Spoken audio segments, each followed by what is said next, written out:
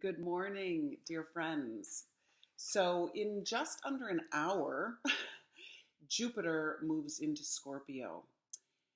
And Jupiter will stay in Scorpio for an entire year. And it's a big deal. It's such a big deal that I made another video last night, posted it, and woke up this morning at 5 in the morning and thought, that didn't quite capture the energy that I want to share with you. So here I am. It's dark out. Um, and I'm thinking about what this will actually mean. So October 10th, today, 2017, at 6:20 a.m., Jupiter moves into Scorpio. And Jupiter has been in the sign of Libra for the last year. And we've definitely seen this. Jupiter in Libra has brought our attention to how we treat one another.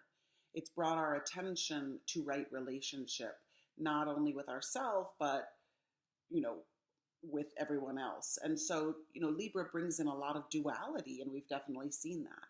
And it brings in a lot of opposition, and we've seen that. So Jupiter does magnify what it touches, and it says, are we treating one another well? Are we following the law? Is there a deeper law that needs to be followed? So it asks those questions, and it asks us to outgrow a particular way of behaving. However, it also brings great bounty and beauty and generosity. So I've also had 9 friends fall in love with Jupiter in Libra and, fall deeply, deeply in love. And Libra is a sign of marriage and partnership and finding the partner, So Jupiter does present opportunity, but it also shines a huge flashlight, or it grows things so that we really see them. So now we move into Scorpio, which is the sign that rules sex, death, money, healing, intimacy, transformation. So these are not little small cute things we're dealing with. These are things that people don't want to talk about, that people hide, that people have secrets about. Scorpio is a sign of war. It's a sign of conflict, but it's also a sign of profound healing and a sign of lifting the dark into the light. It's a sign of ending something so that something new can be born. Death and rebirth. The 2 planets that rule Scorpio are Mars and Pluto. Mars is the warrior, Pluto is the healer, but the way that it heals is it gets the toxicity out and it brings it to the surface and says, let's look at it. Is this poison? Let's get it out of our system. So yeah, given our current climate and given the political world and given the heightened nature of everything, Jupiter moving into Scorpio could also be a little like, what's going to happen? And probably some things are going to have to get magnified before they heal. So Jupiter in Scorpio says we have to wrestle the Hydra now as humanity. We have to really wrestle with each of those heads. Now, with the Hydra, there are 9 heads of the Hydra, and there are 3 different levels. So the first level of the Hydra is physical, and so it rules sex, money, and physical comfort. The second level is emotional, and it rules fear, hatred, and ambition. And the third level, the 3 other heads, are pride, separativeness, and cruelty. So we as humanity have to look at every single one of those heads, but also we individually have to look at each of those heads and say, what are we ready to outgrow, right? What head are we going to put our attention on and actually shine a light on it, lift it into the light, and expose what's dark so that we can transform it to love, Anything that's not love is just waiting to become love, really. And, we need to transform fear to love. We need to transform hatred to love. That sounds obvious, but that's the work of Scorpio, is the transformation of anything that feels dark or hidden or repressed, bringing it up, saying this has to end, and then liberating it into the greatest light. So about 6 months ago, I was really thinking about Scorpio because just personally, I'm in a period of great Scorpio.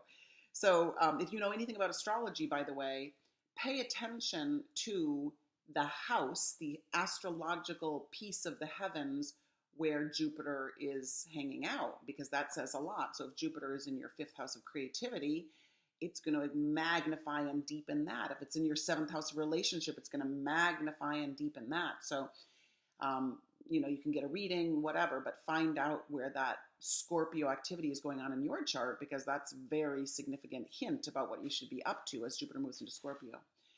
But what I was saying is about 6 months ago, I was really thinking about Scorpio. And I just took a few like deep notes about how can we work with Scorpio. So I just want to share those with you. Number one, acknowledge and befriend the darker feelings, right? You've got to name the darkness as specifically as possible and lift it into the light, shine the light of consciousness on it. So first you have to say, I'm depressed. First you have to say, I feel so angry. First you have to say, I'm terrified. And you have to have it witnessed. And whether that's through a therapist, whether that's through a dear friend, whether that's through a body worker, you need to express it and name it, and then it begins to wither if you can give it voice.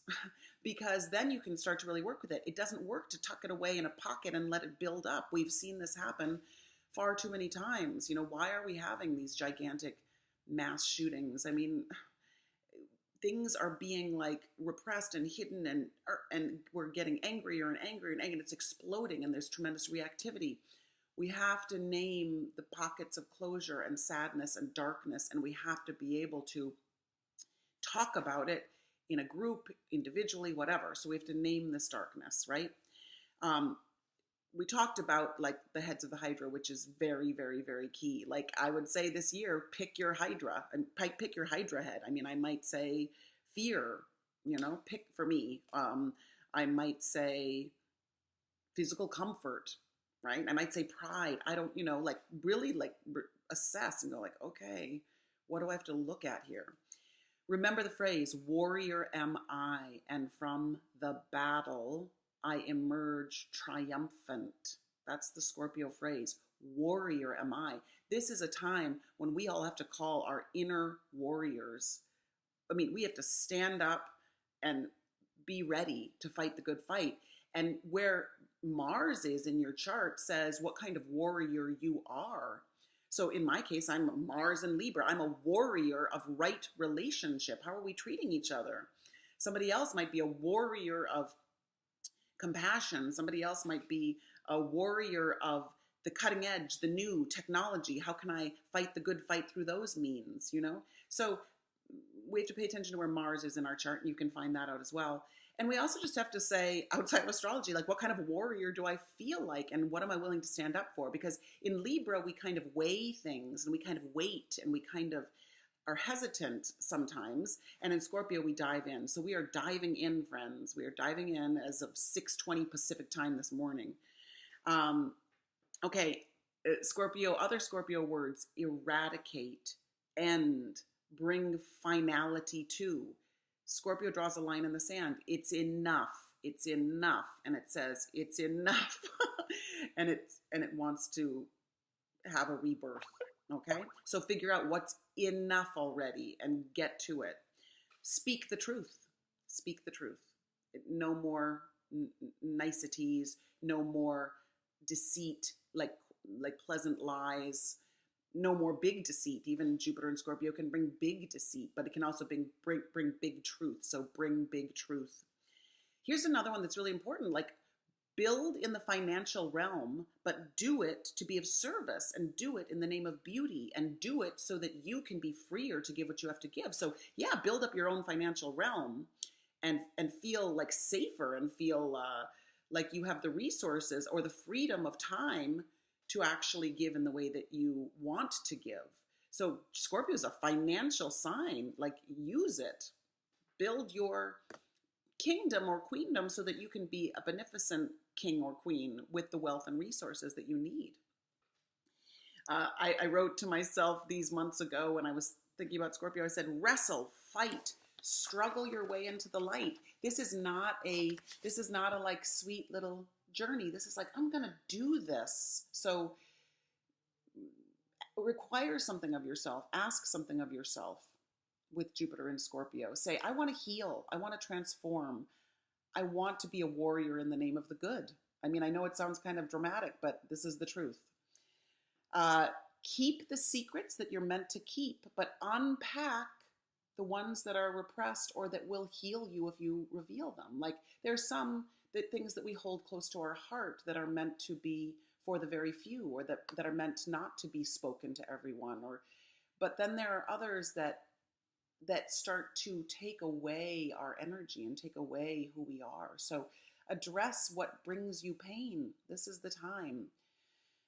I mean, I'm always amazed that when I'm willing to finally croak out, like, I feel sad and this is why, and I'm witnessed by my husband, by my friends, suddenly I'm like, oh my God, just there's a lightness that comes in. There's a relief that comes in. We all need that relief.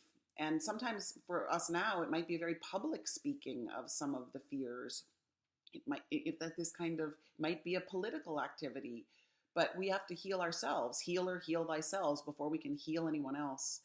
And even in Scorpio, sometimes we tend to be a little bit more private or a little bit more introverted, but send light even from you. Look at, send light even from your seclusion. Send light even from your quiet intensity.